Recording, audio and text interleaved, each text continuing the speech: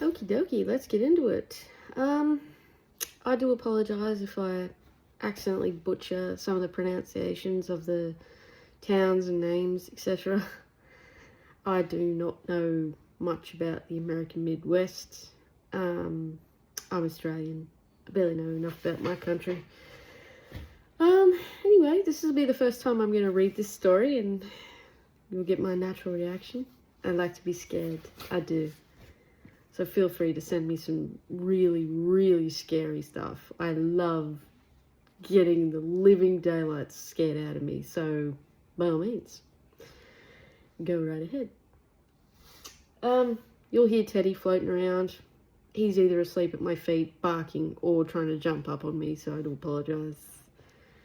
I did want him to sit up here, but he doesn't like it when I tell stories, so especially the scary ones. And he doesn't like my hair much, because I braided it. It's being a very picky puppy.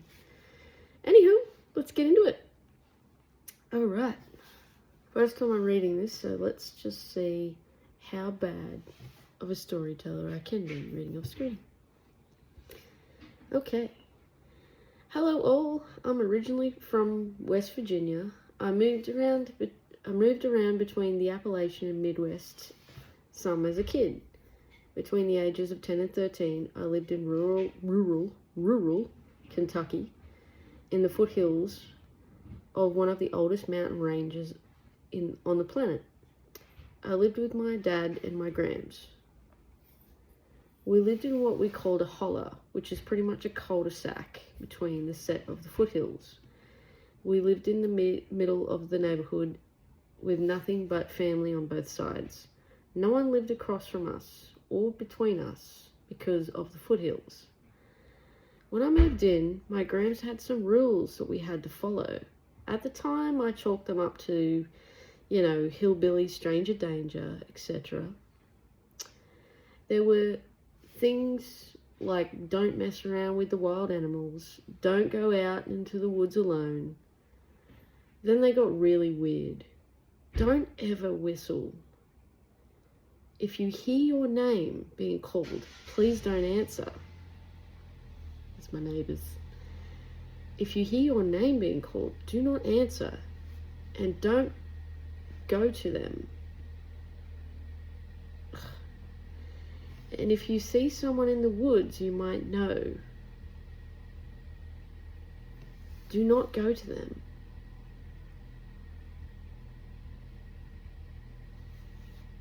Just come straight home. That's a bit weird, isn't it? I don't like that. Already I'm getting the vibes. This experience happened in August when I was 11. My dad and I had mowed the path through the tall grass and the berry bushes to the left of the double wide we lived in. We camped out there a lot because it was close enough and that we could go check on our grams. Now when you're in the woods, things are louder than you think. You have animal life, bugs chattering, wind through the trees and grass, etc. There was a stream that ran along the road you could also hear. That night, we added the campfire to that list. My dad decided to go back up to the house, which is about a quarter mile, to get some beer and check on grams. Before he left, he told me, do not mess with that fire. After a few minutes of watching the fire, things started to get quiet, like really quiet. The wind had all but stopped. Bug and animal sounds were all gone, and the stream sounded like it was miles away. I was getting quite uncomfortable, even though I've been left in the campgrounds like this before. And then I started to smell and taste it. It was at the back. Ew, I hate that. It was at the back of my throat, out of nowhere, this awful metal tang. After a few moments of dread, my dad came back. He was mad right away. Said he could smell burning metal coming up from the trail, and he accused me of tossing beer cans in the fire. I told him that I didn't, and even pointed to the fire and proved it. He said there was a storm coming in and we needed to head back home. And he let it go. We left the tent and started on our way back. Now, the very cool but very weird thing about lightning in the woods, it's dense when it is, pardon me, I can't even read this. This is starting to freak me out a little bit. Now in the very cool but very weird thing about lightning in woods this dense is when the lightning hits, it lights up everything like it's the middle of the day. Well up until the front of the trees. After the first set of trees, it's pitch black. There are no street lights unless you have lights on your property. It's completely black. It's so pitch black, lightly raining, and other than the dim lights of the house windows, there's nothing. I'm eating watermelon as one does in August in the mountains when the first clap of lightning hits. Everything as bright as it can be. After the second passes, it's pitch black again. Next clap of lightning comes, and that's when I kind of see it. On the porch, past the yard, over the stream, past the road, and the ditches on either side, just past the first line of trees, I could see the silhouette of it. Then it goes dark. This is also when I can't start to taste. Oh my God.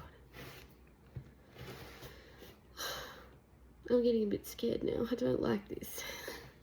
This is also when I can start to taste that same awful burning metal in my mouth.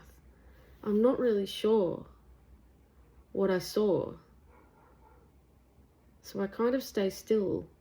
It's a few moments before the lightning starts it again. The figure is now closer, standing side by side to the trees. Then it's back again. I'm standing now, not sure what to do. It's been 20 years to this day I've tried, but never could fully describe what I saw.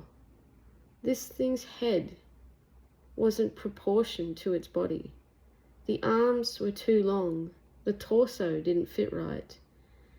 It was like if you asked a blind person to draw what a person would look like. It just doesn't look correct. Once the lightning hit again, the thing is standing in the middle of the road. I don't like that. Not wanting to see this thing get any closer, I go inside. And my Grams is doing the dishes and asks why I'm inside. I tell her I saw something. She almost immediately gets my dad on his feet, telling him to shut and lock all the windows and doors. My dad, vaguely drunk, obeys. That night I sleep with her. The next day we discover the tent door is torn off. It didn't look like an animal, and things weren't cut or shredded, but looked like someone had just pulled it apart. My uncle, who lived a mile or so up, had all of his 8 chickens killed. Heads gone, no blood. Ugh. Don't like that. The next few weeks, all the kids had to wait for the bus with an adult. My dad had been late for work for almost 3 weeks. Anytime I tried to talk about it, there was a subject change. I just figured as a kid it wasn't important or real. It wasn't until years later that I finally understood. I was in my early 20s, and some cousins were in town for Halloween. As I was telling this story to my aunt, my aunt got really irate with me, saying, "Don't you tell them that. Don't you put that evil on them." After I couldn't help but think back on the times I tried to talk about it and I was shunned. My kid mind not realizing it wasn't as simple as a subject change, but then actively shushing me. Once I started dipping my toes in Reddit, I realized there was a name for this fucking thing. Pardon my language. It's their writing. The same name my auntie had called it at the party. It was called the Goat Man. What bothers me the most is how, to this day, I couldn't describe any feature, nor have I ever tasted that awful metal burning taste.